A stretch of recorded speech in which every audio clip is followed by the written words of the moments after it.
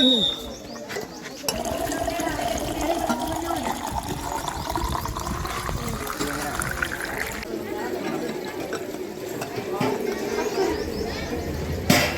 కొంచెం అటు ఉండమ్మా, లైన్ ఉండు.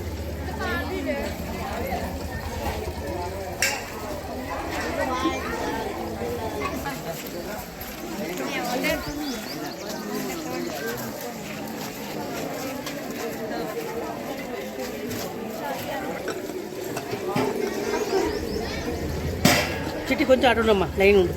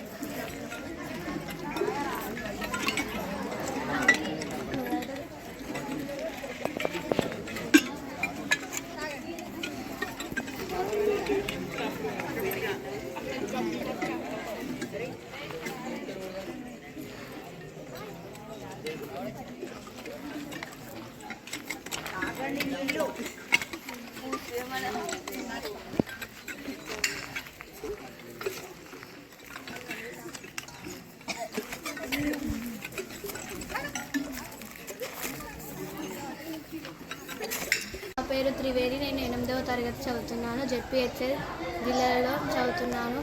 మా మేడం మా ఆరోగ్యం కోసం వాటర్ బిల్ని నిర్ణయించింది. మేము ప్రతిరోజు వాటర్ బిల్ని తప్పకుండా నిర్ణయిస్తున్నాము. మేము ఇంటర్వెల్లో వాటర్ బిల్గా నిర్ణయించుకొని అందరం బయటకు వచ్చి వాటర్ని తాగుతున్నాము.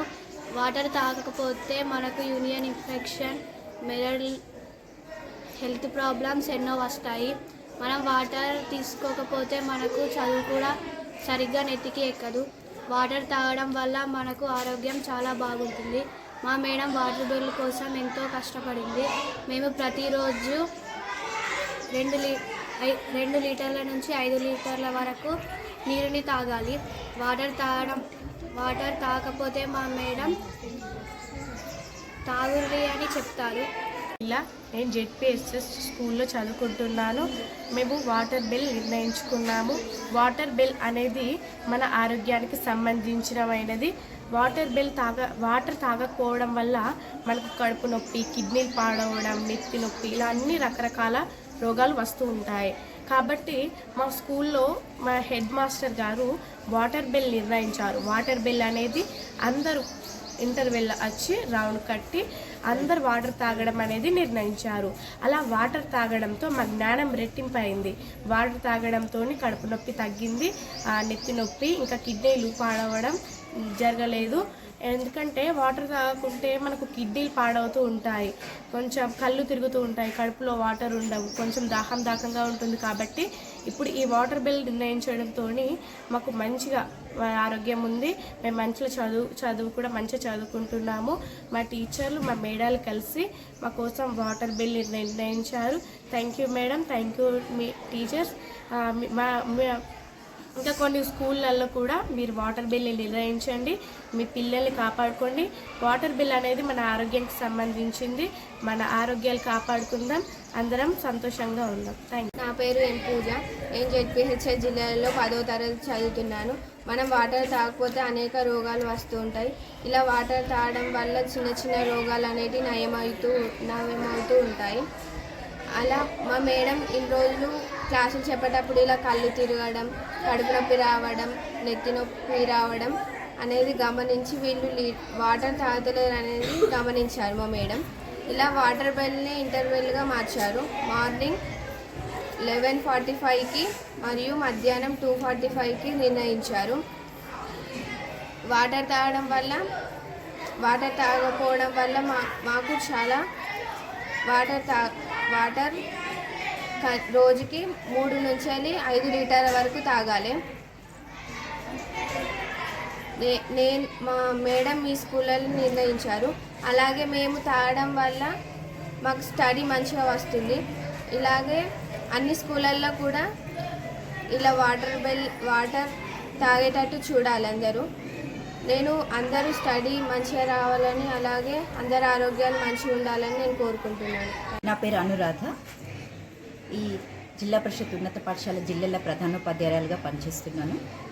పిల్లలలో మంచి అలవాట్లు నేర్పడం వల్ల వాళ్ళ భావి జీవితం బాగుంటుందనే నమ్మకంతో ఈ పాఠశాలలో పనిచేస్తున్నాము.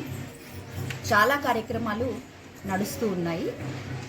అందులో ముఖ్యమైనది ఏంటంటే ప్లాస్టిక్ రహితంగా పాఠశాలను తీర్చిదిద్దడం. మా స్కూల్లో పిల్లలు అన్నం తినడానికి స్టీల్ ప్లేట్లు ఎలా వాడతారో, రాగి జావ తాగడానికి కూడా స్టీల్ గ్లాసులు వాడడం అనేది మనం నిర్బంధంగా అలవాటు చేశాం. వాటితో పాటు మంచినీళ్ళు సరిపడా తాగాలని చెప్తే రకరకాల బాటిల్స్ తెచ్చుకునేవాళ్ళు. చాలామంది పిల్లల చేతులలో యూజ్ అండ్ త్రో బాటిల్స్ కూడా కనబడేవి. అంటే ఒక్కసారి వాడి పడేయాల్సిన బాటిల్స్లలో వాళ్ళు నీళ్ళు తెచ్చుకుంటున్నారు. ఇది గమనించి కొంత బాధ అనిపించింది. దానివల్ల నీళ్లు తాగితే వచ్చే లాభాల కంటే ఆ యూజ్ అండ్ త్రో బాటిల్స్లలో తాగితే వచ్చే నష్టాలు కనబడ్డాయి. దాతలను సంప్రదిస్తే ఈ జిల్లాల గ్రామ వాస్తవ్యులే రాచకొండ సతీష్, రాచకొండ సంతోష్ అనే బ్రదర్స్ ఇద్దరు వాళ్ళ తల్లిగారి పేరిట పాఠశాలలో ఉన్న ప్రతి విద్యార్థికి స్టీల్ బాటిల్ అందించారు. ఇది ఒక మంచి పరిణామంగా అనిపించింది. ఆ తర్వాత చూస్తే స్కూల్లో వాటర్ ఫిల్టర్ ఉంటుందండి.